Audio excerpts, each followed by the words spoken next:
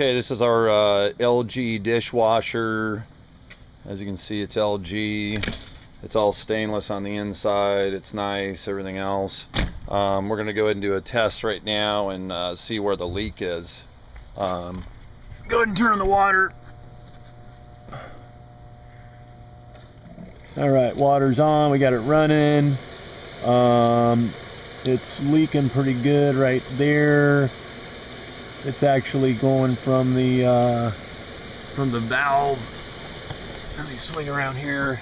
You can see it from this side where it's coming from. Actually, that was a better shot of it there.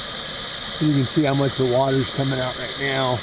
I think it's the valve right here. It's when it opens up and it leaks. But by no means is that a small leak at all. So when it fills up, it leaks everywhere and fills up with water.